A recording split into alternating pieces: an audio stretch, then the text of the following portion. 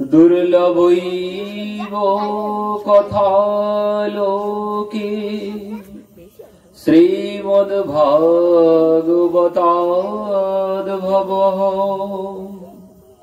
কোটি জন্ম সমুত্থেন পুণ্যেনৈব তুলভ্যতে।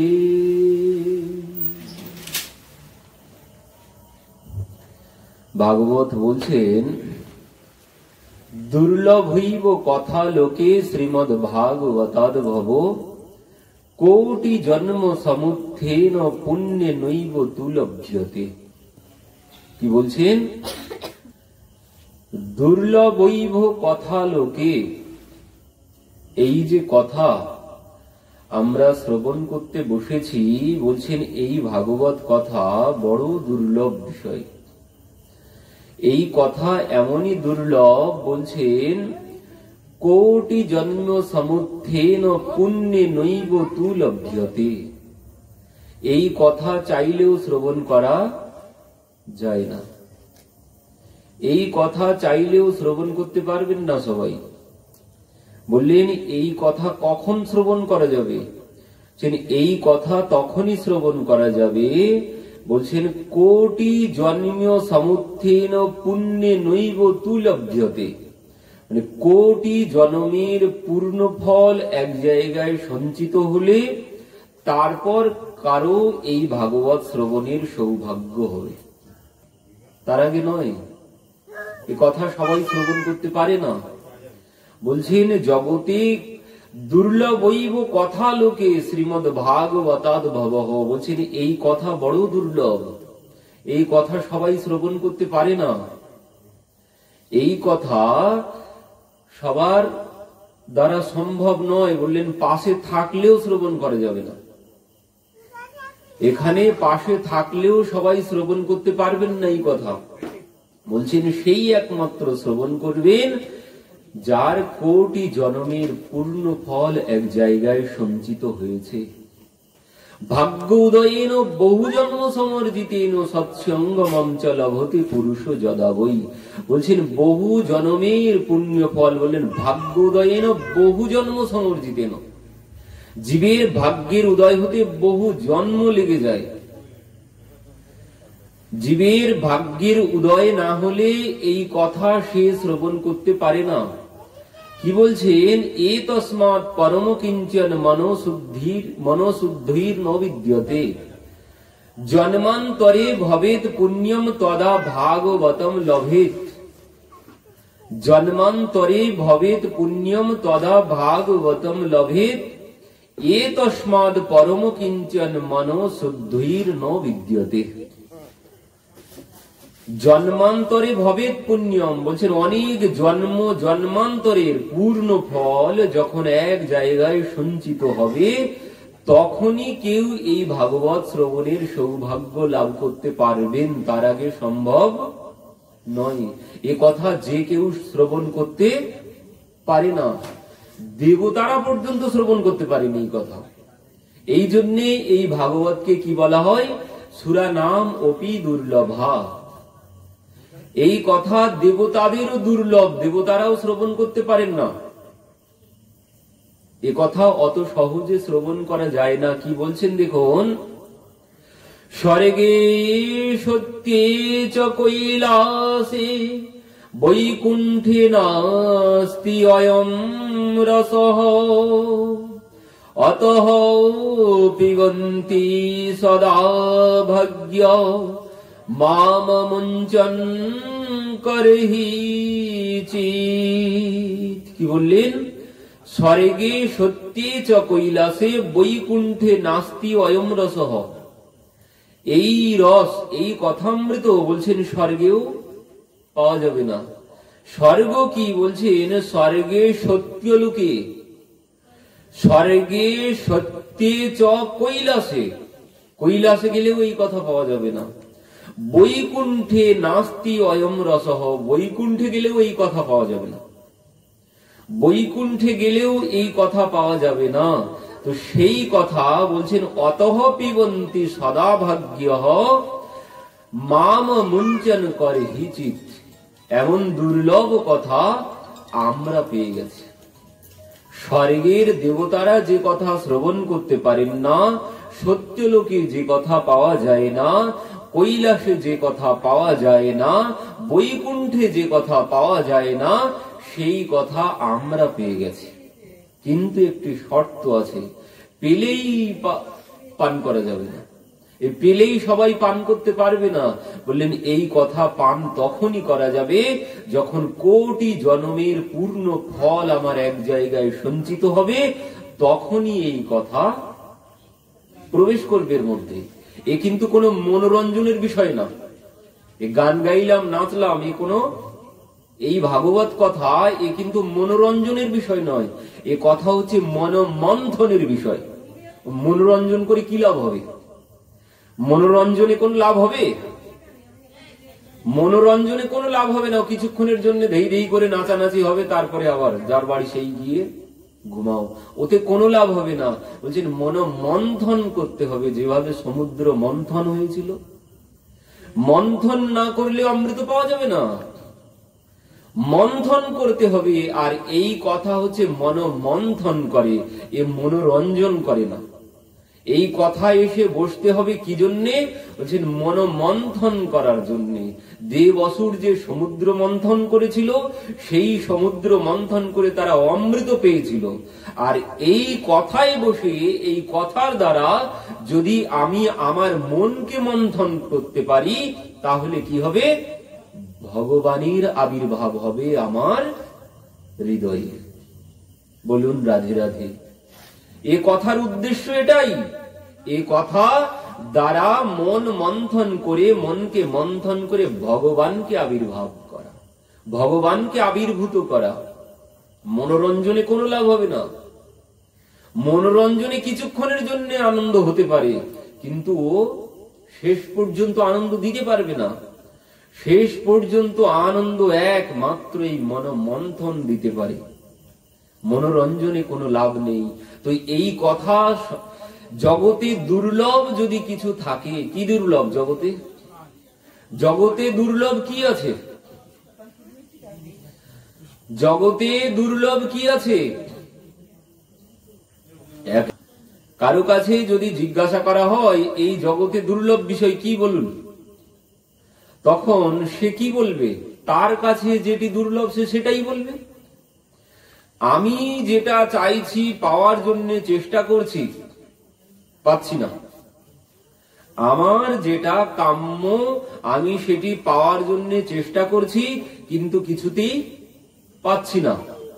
তাহলে ওটাই আমার কাছে দুর্লভ মনে হবে কিছুদিন পরে।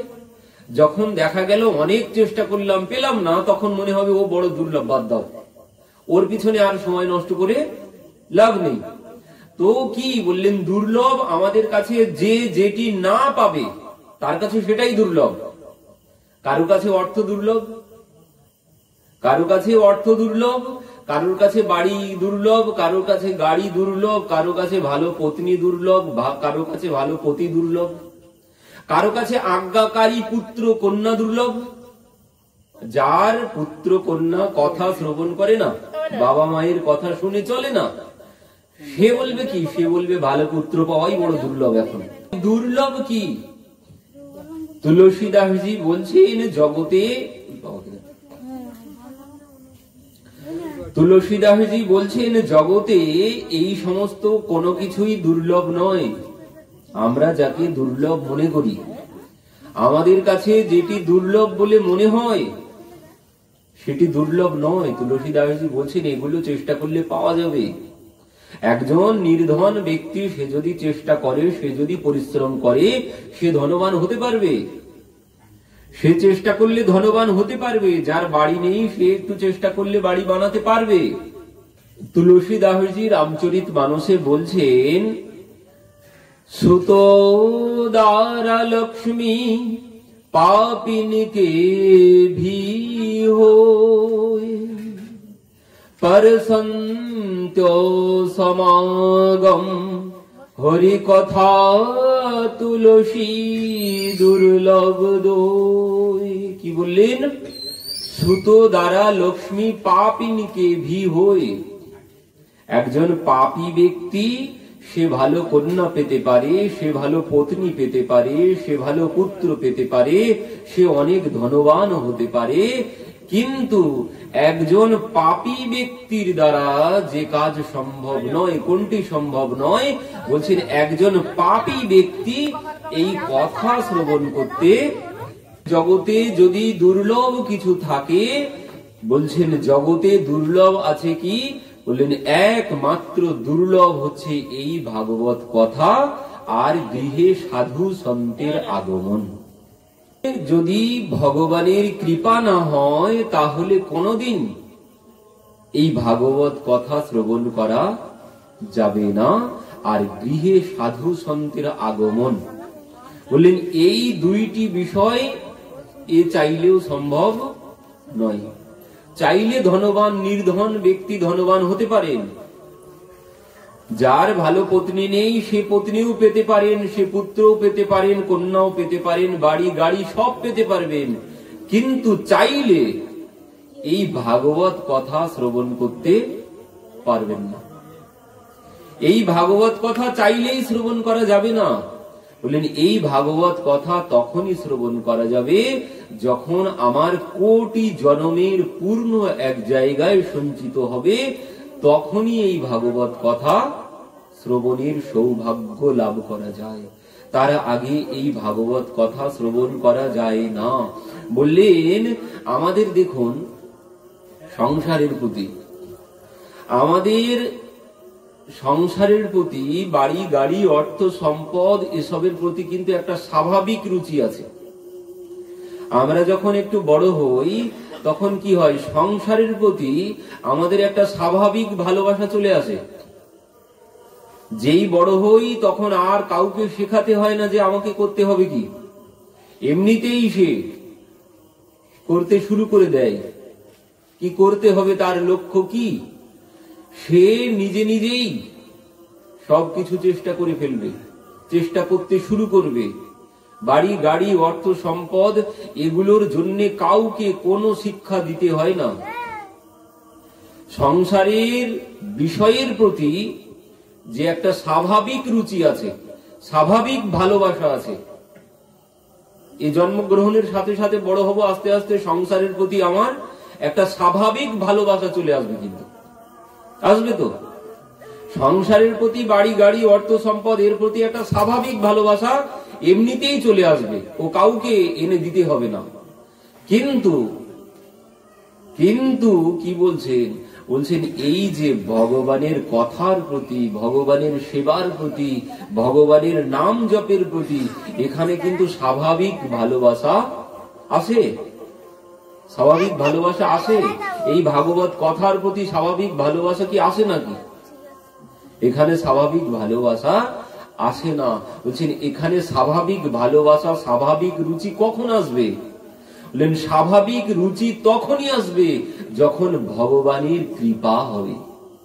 এই কৃপা সাধ্য, যখন ভগবান কৃপা করবেন তখনই ভগবানের প্রতি আমার ভালোবাসা, আমার রুচি, এই নামের প্রতি, এই কথার প্রতি আমার রুচি আসবে। এমনি এমনি সম্ভব নয়, এমনি এমনি সম্ভব নয়। এই কথার প্রতি প্রেম এমনি এমনি লাভ করা যাবে না। যখন ভগবান কৃপা করবেন তখনই এই কথার প্রতি ভালোবাসা আসবে, তার আগে সম্ভব নয়।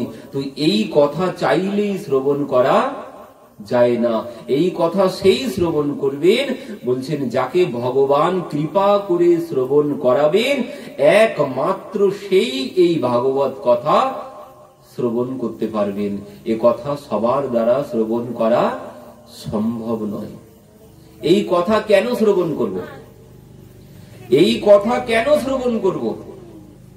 বললেন এই কথা শ্রবণ করতে হবে এই জন্যে ভগবান শ্রীকৃষ্ণ গীতায় অর্জুনকে বলছেন, অর্জুন জগতের কথা, জগতের গল্প, জগতের সংসারের গল্প, আমাদের ওর প্রতি একটা স্বাভাবিক ভালোবাসা আছে।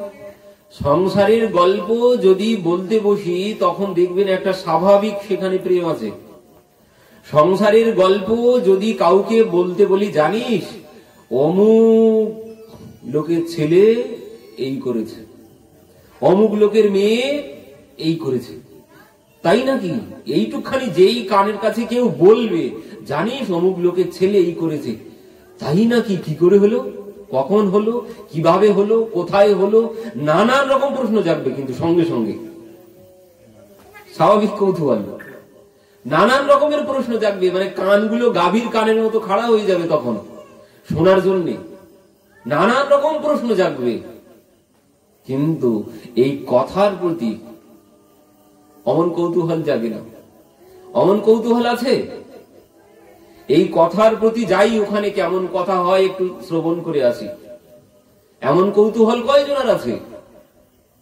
এ অত সহজে সম্ভব নয়। এ একমাত্র ভগবান যখন কৃপা করবেন তখনই সম্ভব। তো এই ভাগবত কথা কেন শ্রবণ করব? ভগবান বলছেন, অর্জুন, সংসারের গল্প, সংসারের গল্প তো শুনতে ভালোই লাগে, ও রাত ভোর হয়ে যাবে তাও মন ভরবে না।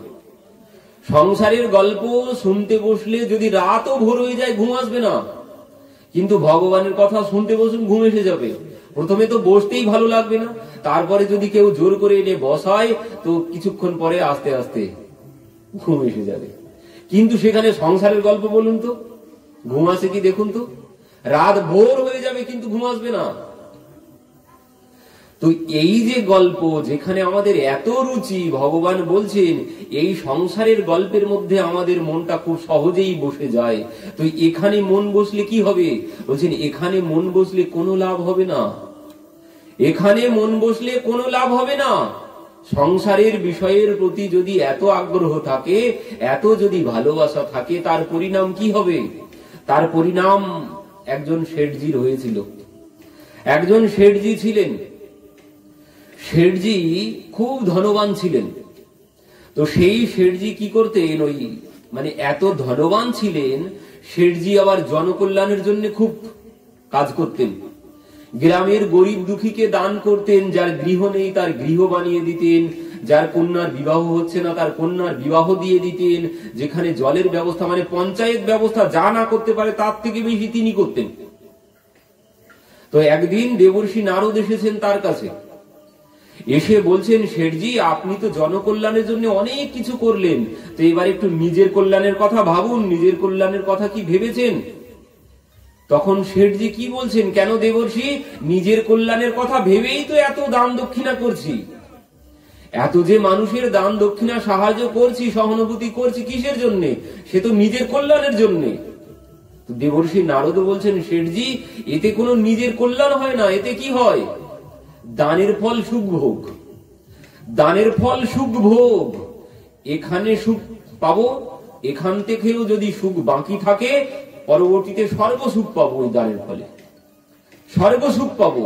কিন্তু ওই দানের ফল যখন শেষ হয়ে যাবে, ওই পুণ্য ফল যখন শেষ হয়ে যাবে, ওই স্বর্গ থেকে লাথি মেরে এখানে নামিয়ে দেবে তোমাকে। চিরদিন ওই সুখ ভোগ করা যাবে না, এতে কল্যাণ হয় না। তো বলছেন কল্যাণ করতে গেলে তাহলে কি করতে হবে? তখন দেবর্ষি নারদ বলছেন, শেঠজি আপনি যদি নিজের কল্যাণ চান তাহলে এক কাজ করুন, আপনি কিছুদিনের জন্য আমার সাথে বৃন্দাবনে চলুন, কিছুদিনের জন্য আমার সাথে বৃন্দাবনে চলুন, দেখবেন আপনার কল্যাণ হয়ে যাবে। কি কল্যাণ হবে? বলছেন এই মানব শরীর যে জন্য পেয়েছি সেই কল্যাণ, আপনি সেই পথেই চলতে শুরু করবেন।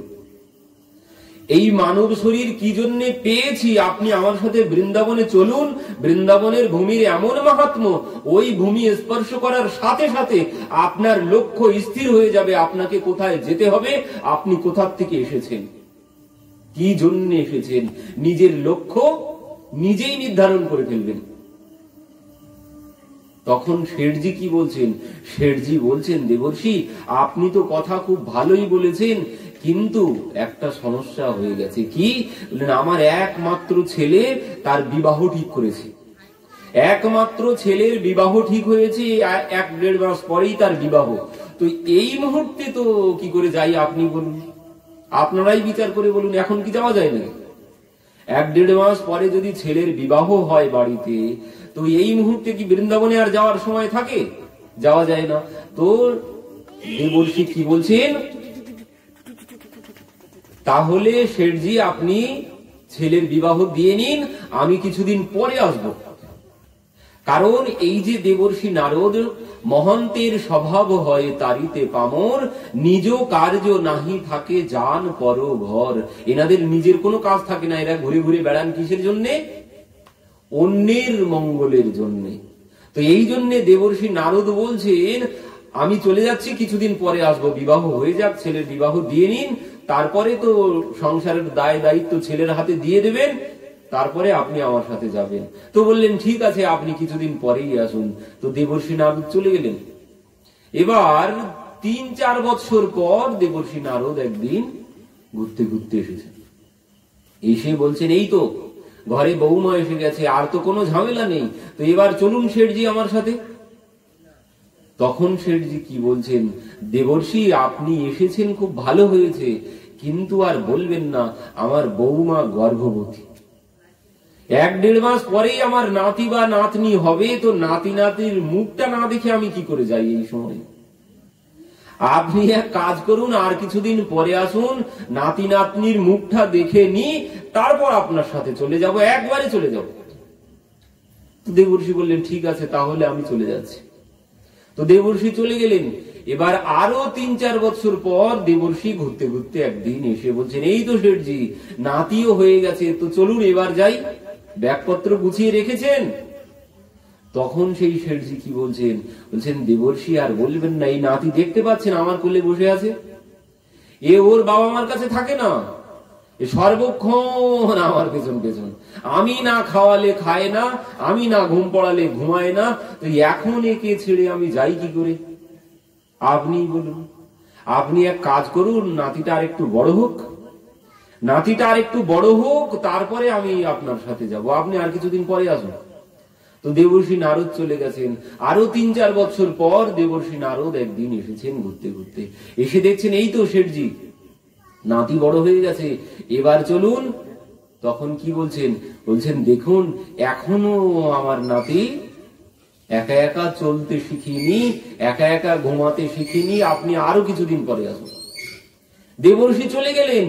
এবার গিয়ে আর 1 বছর পরে ফিরে এসেছেন। 1 বছর পরে যখন এসেছেন, তখন এসে দেখছেন কি সে শেঠজি আর নেই, সে শেঠজি বল হরি হরি বল হয়ে গেছে। দেবর্ষি নারদ ভাবছেন হায় হায় হায়, শেঠজিকে কল্যাণ করার জন্য এত চেষ্টা করেছিলাম, তার তো কল্যাণ করতে পারলাম না, তো শেঠজি গেল কোথায়? শেঠজি গেল কোথায়? খুঁজতে শুরু করেছেন। এবার খুঁজতে খুঁজতে ভাবছেন নাতি বলতে পারবে দাদুর ঠিকানা, মানে যার সাথে যার ভাব সেই তো তার ঠিকানা জানবে। তো এত যখন নাতিকে ভালোবাসতো, তো ওই নাতি বলতে পারে দাদুর ঠিকানা। তো নাতিকে খুঁজতে খুঁজতে নাতিকে পেয়েছেন, বাগানের মধ্যে নাতি বসে বসে খেলা করছে। এবার সেখানে তার কাছে গিয়েছেন, গিয়ে কি দেখছেন, সেই নাতি একটা কুকুরকে কোলে করে বসে বসে নিয়ে খেলা করছে। দেবর্ষি নারদ ভালো করে দেখলেন, দেখছেন কি, দেখছেন যে এই কুকুর নাতির কোলে যে বসে আছে, এই কুকুর আর কেউ না, এই কুকুর হচ্ছে সেই শেঠজি মরে কুকুর হয়েছে। এবার এতদিন দাদুর কোলে বসে বসে নাতি খেলা করত, এবার নাতির কোলে বসে বসে দাদু খেলা করছে। তো দেবর্ষি নারদ বলছেন শেঠজি এখন কি যাবেন, সময় হয়েছে? তখন শেঠজি কি বলছেন, তখন শেঠজি বলছেন দেবর্ষি আর বলবেন না, আমার ছেলেটা গেছে বিদেশে কাজ করতে, এই নাতি আর বৌমা বাড়িতে একা থাকে, আমি এখন ওই সারা রাত জেগে ঘর বাড়ি পাহারা দিই, সারা রাত জেগে ঘর বাড়ি পাহারা দিই, এখন আমার যাওয়ার সময় হয়নি, আপনি আরো কিছুদিন পরে আসুন। দেবর্ষি নারদ চলে গেলেন। এবার গিয়ে আরো 3-4 বছর পরে একদিন ঘুরতে ঘুরতে এসেছেন, এসে দেখছেন কি সে কুকুরটাও আর নেই, কুকুরটাও মারা গেছে। গেল কোথায় শেঠজি? এবার সেই নাতিকে খুঁজতে শুরু করেছেন। এবার নাতিকে খুঁজতে খুঁজতে দেখছেন এক পুকুরের পাড়ে বসে বসে সেই নাতি জলে ঢিল মারছে, জলে ঢিল মারছে। সেখানে গিয়ে দেবর্ষি দেখলেন কি একটা বড় ব্যাঙ ঢিল মারলেই ডুব দেয়, কিছুক্ষণ পর আবার ভেসে ওঠে। দেবর্ষি নারদ ভালো করে দেখলেন এই যে ব্যাঙ, এই ব্যাঙ আর কেউ না, ওই কুকুরটা মরে এবার ব্যাঙ হয়েছে। দেবর্ষি নারদ শেঠজিকে বলছেন, শেঠজি এখন কি আপনার সময় হয়েছে, এখন কি আপনি আমার সাথে যাবেন? তখন সেই ব্যাঙ কি উত্তর দিচ্ছে, বলছেন আপনার কাজ নেই, বারবার কেন বিরক্ত করতে আসেন বলুন তো আমাকে, এমন কথা বলছেন। তো এই হচ্ছে সংসারের মোহ, এই হচ্ছে সংসারে আসক্তির ফল, এই হচ্ছে সংসারে আসক্তির ফল। বলছেন সংসারের গল্প যদি তুমি শ্রবণ করো তাহলে কি হবে, যদি এমন মোহ হয় তাহলে ওই শেঠজির মতো গতি হবে, যেমন হয়েছিল রাজর্ষি ভরতের।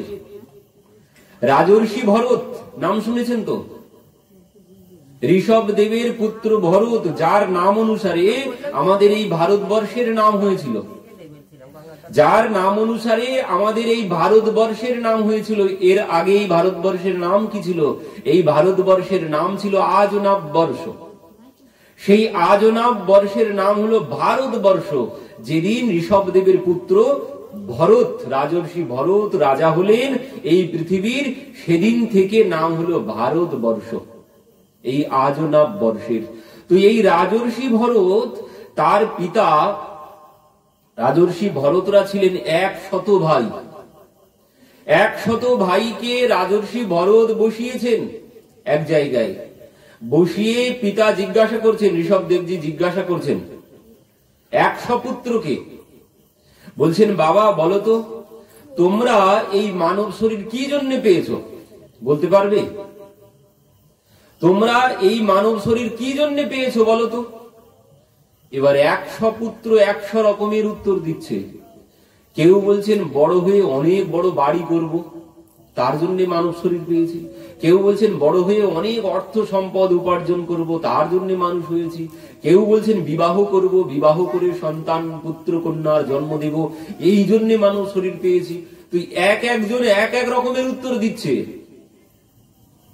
ঋষভ দেবজি বলছেন দেখো বাবা, তোমরা যা বললে কেউ ঠিক বলতে পারলে না, এই মানব শরীরের উদ্দেশ্য তোমরা কেউ বলতে পারলে না। তখন 100 পুত্র বলছেন পিতা তাহলে আপনি বলুন, এই মানব শরীরের উদ্দেশ্য কি আপনি বলুন। তখন ঋষভদেবজি কি বলছেন? ঋষভদেবজি বলছেন শোনো তাহলে, নায়ম দেহ দেহ ভাজাম নিলোকে কষ্টান কামান্যর হতে বিংবুজাম এ তপোদিব্যম পুত্র কায়েন ব্রহ্ম সখ্যম তনন্ত্যম। বলছেন দেখো পুত্র, এই সংসারের যন্ত্রণা ভোগ করার জন্যই মানব শরীর পাইনি। সংসারের যে যন্ত্রণা আদি দৈবিক আধ্যাত্মিক আদি ভৌতিক যে ত্রিতাপ জ্বালা, বলছেন এই যন্ত্রণা ভোগ করার জন্যই মানব শরীর আমরা পাইনি। এই মানব শরীরের উদ্দেশ্য কি? বলছেন এই মানব শরীরের উদ্দেশ্য হচ্ছে ব্রহ্ম সখ্যম, মানে ভগবানের সাথে সম্পর্ক। এই মানব শরীরের একটাই উদ্দেশ্য, সেটি হচ্ছে ভগবানের সাথে সম্পর্ক করা। আর সেটি এই একমাত্র মনুষ্য জনিতেই সম্ভব, একমাত্র মানুষই পারে। ভগবানের সাথে সম্পর্ক একমাত্র মানুষই পারে, আর কারোর দ্বারা সম্ভব নয়। এই জন্য বললেন বড় ভাগ্যমান সতন পাবা সাধন ধাম মোক্ষকর দ্বারা। এই বড় ভাগ্যের ফলে এই মানব শরীর আমরা পেয়েছি। কিসের জন্য? সাধন ভজনের জন্য। এই বাড়ি গাড়ি অর্থ সম্পদ এগুলো মানব শরীরের একটাও লক্ষ্য নয়। এগুলো যদি লক্ষ্য হতো তাহলে এগুলো সাথেই নিয়ে যেতাম। এগুলো যদি আমার লক্ষ্য হতো তাহলে এগুলো আমি সাথে নিয়ে যেতাম। এগুলো একটাও নিয়ে যেতে পারবো না।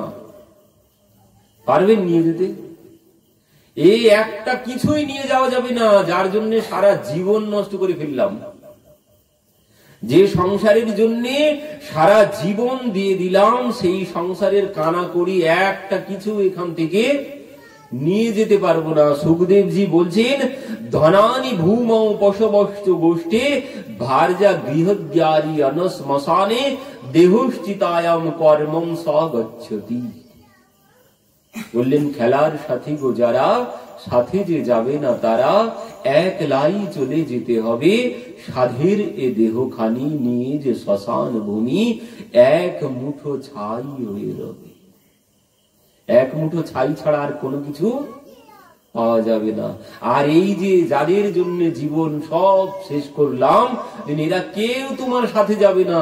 এই বাড়ি গাড়ি অর্থ সম্পদ সব এখানে পড়ে থাকবে, এখান থেকে কানাকড়ি একটাও নিয়ে যেতে পারবেন না। আর যারা আত্মীয় স্বজন তারা কত দূর যাবে? বলছেন তারা যাবে ওই শ্মশান পর্যন্ত। তারা তোমার সাথে তোমাকে নিয়ে শ্মশান পর্যন্ত যাবে। তারপর যে শরীর, এই শরীরের প্রতি এত মোহ, যে শরীরের জন্য আমাদের এখানে বসারই সময় নেই, এই শরীরের জন্যেই, এই শরীরের মোহের জন্যেই এইসব সময় নেই। ওসব শুনে কি হবে? ওসব এখন শুনে কি হবে? এখন কাজকর্ম করার সময়, এখন বড় হওয়ার সময়, এখন পড়াশোনা করার সময়, নানান রকম উদ্দেশ্য। এই সমস্ত কিছু শোনার সময় নেই। বললেন এই যে শরীরের প্রতি মোহ, এই শরীরটাও কত দূর যাবে? এই শরীরটা যাবে তোমার ওই চিতা পর্যন্ত, তারপর আর এই শরীরটাও যাবে না। তারপর কি যাবে? বলছেন তারপর যা যা কর্ম করেছি, যা যা কর্ম করেছি সেই কর্মের লিস্ট সব চলে যাবে। তারপরে এই কর্মের লিস্ট সব চলে যাবে।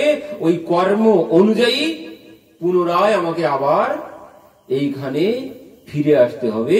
যেভাবে ওই শেঠজি ফিরে এলেন কুকুর হয়ে, বিড়াল হয়ে ফিরে এলেন, ব্যাং হয়ে ফিরে এলেন, ঠিক সেইভাবে রাজর্ষি ভরতকে ঋষভদেবজি বলছেন, দেখো বাবা, এই শরীরের উদ্দেশ্য এইগুলো একটাও না। এই শরীরের উদ্দেশ্য একমাত্র ভগবানের সাথে সম্পর্ক করা। তো আমি চললাম, সেই ভগবানকে পাওয়ার জন্য আমি চললাম বলে রাজর্ষি ভরত মানে বড় পুত্র ভরত, ভরতকে সিংহাসনে বসালেন। সিংহাসনে বসিয়ে ঋষভদেবজি চলে গেলেন। এবার ভরতের কানের মধ্যে মানে কর্ণে ওই কথা বসে গেছে, মানব শরীরের উদ্দেশ্য সাধন ভজন করে ভগবানকে পাওয়া। তো এই জন্যে ভরত অপেক্ষায় আছে যে আমি কবে চলে যাব সাধন ভজন করতে। এবার যেই নিজের পুত্র সুমতি বড় হলো, সুমতিকে সিংহাসনে বসিয়ে দিলেন, দিয়ে ভরত চলে গেলেন কোথায়? ওই নেপালে গণ্ডকী নদীর তীরে। যারা নেপালে গিয়েছেন এখনো আছে সেই স্থান। সেই গণ্ডকী নদীর তীরে রাজর্ষি ভরত চলে গেলেন, সেখানে একটি ঝুপড়ি বানালেন, বানিয়ে সেখানে বসে বসে ভগবানের নাম করেন, সর্বক্ষণ ভগবানের নাম। এবার কি হলো, কিছুদিন পর হঠাৎ একদিন তিনি ওই গণ্ডকী নদীতে স্নান করতে গেছেন। স্নান করতে গিয়ে কি হয়েছে, দেখছেন একটা হরিণী জলপান করতে এসেছে। হরিণীটি যেই জলপান করতে এসেছে, হঠাৎ এক সিংহ গর্জন করে উঠেছে। এবার সেই সিংহের গর্জনে হরিণীটি ছিল গর্ভবতী। হরিণীটি ভয় পেয়ে লাফ দিয়েছে। এবার লাফ দিয়ে হরিণীটি জলের মাঝখানে গিয়ে পড়েছে। আর ওই যেই লাফ দিয়েছে, গর্ভবতী ছিল, বাচ্চা প্রসব হয়ে গেছে। ধাক্কা পেয়ে বাচ্চা প্রসব হয়ে গেছে। বাচ্চাটা জলের কিনারায় পড়ে ছটফট করছে। তখন ভরত দেখলেন, আমার এখন কর্তব্য কি? আমার কর্তব্য কি? যদি কোনো প্রাণী, যদি কেউ বিপদে পড়ে, যদি কোনো প্রাণী, যদি কেউ বিপদে পড়ে, ধর্ম হচ্ছে বিপদ থেকে রক্ষা করা। তাই সে শত্রু হোক আর মিত্র হোক। যদি কেউ দেখি রাস্তাঘাটে চলতে চলতে আমি দেখলাম কেউ বিপদে পড়েছে, তো বললেন আমার ধর্ম তাকে রক্ষা করা, তাকে সাহায্য করা, এটাই হচ্ছে মানুষের ধর্ম। তো রাজর্ষি ভরত চিন্তা করলেন আমার ধর্ম এখন এই প্রাণীটিকে রক্ষা করা। তো এই জন্যে তিনি কি করলেন, সেই জল থেকে হরিণের বাচ্চাটিকে উপরে তুলে রেখে দিলেন। রেখে স্নান করে তিনি চলে যাচ্ছেন। যেতে যেতে ভাবছেন আমি তো তাকে বাঁচালাম জল থেকে তুলে, কিন্তু সম্পূর্ণরূপে তো ধর্ম পালন করা হলো না। কেন হলো না? আমি চলে গেলেই তো খেয়ে ফেলবে, হিংস্র প্রাণী এসে খেয়ে ফেলবে, তাহলে ওকে তো রক্ষা করা হলো না। তো আমার কর্তব্য একটা প্রাণী বিপদে পড়েছে তাকে রক্ষা করা। তো এই ভেবে তিনি কি করেছেন, ওই হরিণের বাচ্চাটিকে রক্ষা করার জন্য নিজে সাথে করে কুটিয়ায় নিয়ে চলে এসেছেন। এবার কি হয়েছে, ছোট্ট বাচ্চা, সে তো কোনো কিছুই পারে না, খেতেও পারে না। তো এবার ওই নিজে হাতে তাকে খাওয়ানো, ধোয়ানো, সেবা শুশ্রূষা করতে শুরু করলেন। এবার কি হলো, আস্তে আস্তে হরিণের বাচ্চাটি বড় হচ্ছে। এবার বড় হতে হতে কি হলো, ইনি কি জন্য এসেছিলেন? ভজন সাধন করে ভগবানের সাথে সম্পর্ক, মানে ভগবানকে পাওয়ার জন্য।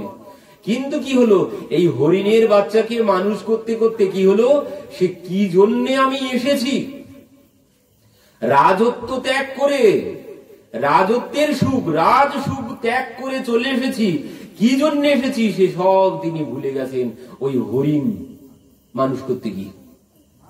এবার কি হলো, হরিণটা যখন বড় হয়েছে, একদিন বনের থেকে এক দল হরিণ এসেছে, ওই এক দল হরিণের সাথে এই হরিণটা চলে গেছে। এবার যেই চলে গেছে, ইনি সমস্ত জঙ্গল তোলপাড় করে খুঁজেছেন, কোথাও হরিণটিকে আর খুঁজে পেলেন না। রাত্রিতে ফিরে এসেছেন, ফিরে এসে কুটিয়ায় বিশ্রাম নিচ্ছেন। আর ওই বিশ্রাম নিতে নিতে ওই শুধু একটাই চিন্তা হচ্ছে, আমার হরিণ কোথায় গেল, আমার হরিণ কোথায় গেল, আমার হরিণ কোথায় গেল। এই হরিণ হরিণ করতে করতে তিনি শেষ নিঃশ্বাস ত্যাগ করলেন, মৃত্যুবরণ করলেন।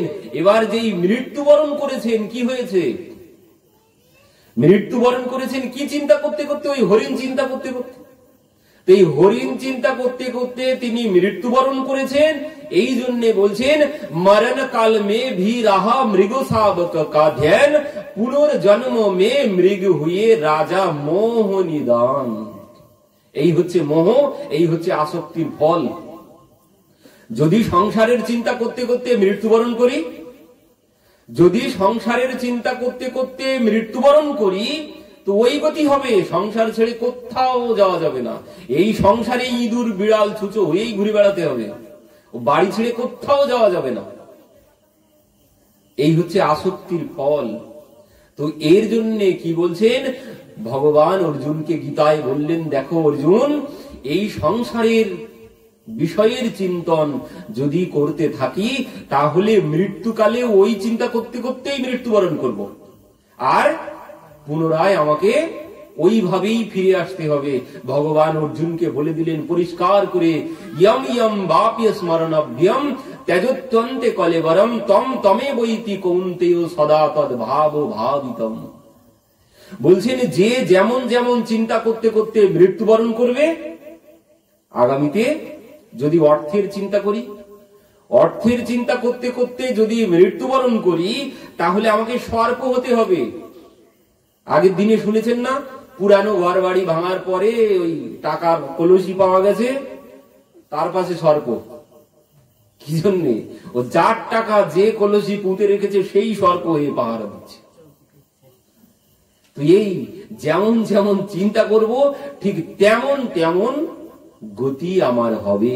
কিন্তু বললেন না, যদি এই ভগবান বললেন অর্জুনকে, দেখো আমার জন্ম কর্ম চ মে দিব্যম, আমার জন্ম কর্ম সব দিব্য। তো আমার কথা, আমার জন্ম কর্মের কথা যদি কেউ শ্রবণ করেন, আর যদি মৃত্যুকালে এই কথা স্মরণ করতে করতে, ভগবানের কথা স্মরণ করতে করতে যদি কেউ মৃত্যুবরণ করেন, বললেন তাকে আর এইখানে আর ফিরে আসতে হবে না, তাকে আর এই বারবার পুনরূপী জন্মনম পুনরূপী মরণম পুনরূপী জননী জঠরে শয়নম। বললেন এই যে বারবার জন্মগ্রহণ করছি আর বারবার মৃত্যুবরণ করছি, এই যে বারবার জন্মগ্রহণ আর বারবার মৃত্যুবরণ, এই যন্ত্রণা তাকে আর সহ্য করতে হবে না। সে আমাকে লাভ করবে, আমার চরণ লাভ করবে, সে ভগবৎ চরণ লাভ করবে, যিনি এই কথা চিন্তন করতে করতে মৃত্যুবরণ করবেন। আর যদি ওই সংসারের চিন্তা করতে করতে মৃত্যুবরণ করি, তো ওই শেঠজির মতো, ওই রাজর্ষি ভরতের মতো অবস্থা হবে আমার। তো এই জন্য ভগবান বলছেন, জন্ম কর্ম চ মে দিব্যম এবং যো ব্যক্তি তত্যহ ত্যক্ত্বা দেহম পুনর্জন্ম নেতি মামেতি সো অর্জুন। বলছেন ত্যক্ত্বা দেহম পুনর্জন্ম, তাকে আর এই দেহ ত্যাগ করে পুনর্জন্ম আর গ্রহণ করতে হবে না। এবার তো বুড়াই তো গন্ডগোল। এবার বলুন, আমি কি, আমার কি মনে আছে আমি কতবার জন্ম গ্রহণ করেছি আর এরপরে করব, এইটাই তো আসলেই নেই মাথার মধ্যে।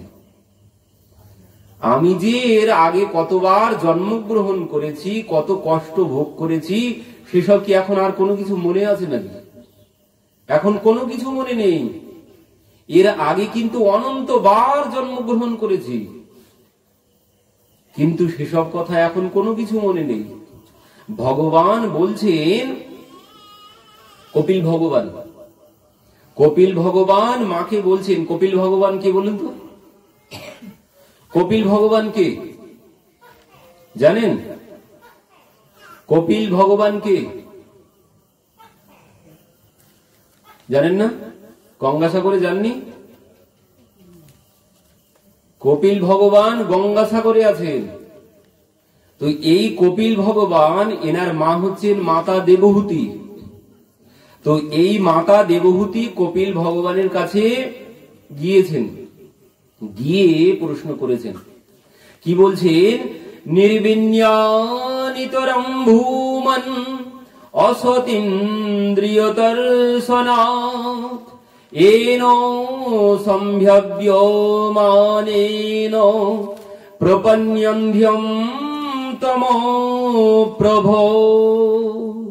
বলছেন বাবা, এত যে সংসারে ভোগ করলাম, এত যে সংসারে ভোগ করলাম, বয়স হয়ে গেছে ৮০-৯০ বছর, তবুও মন থেকে ভোগ বাসনা যায় না। এর কারণ কি? এত যে ভোগ করলাম, কিছুতেই মন ভরে না। মন ভরে? মন ভরবে না। ইন্দ্রিয়গুলো সব শিথিল হয়ে যাবে, কিন্তু মন কিছুতেই ভরবে না। আপনি যেখানেই যাবেন সেখানেই ওই একই অবস্থা, মন কিছুতেই ভরবে না।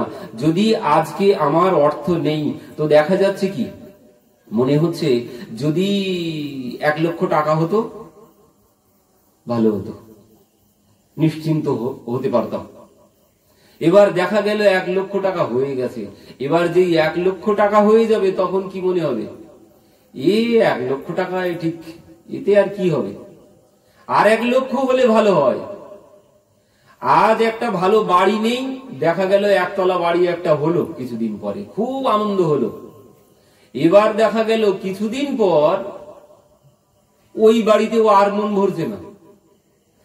আজ বাড়ি নেই, ১ তলা বাড়ি হয়েছে, খুব আনন্দ পেয়েছি যখন হয়েছে। এবার দেখা গেল কিছুদিন পর ওই বাড়ি আর আনন্দ পাচ্ছি না।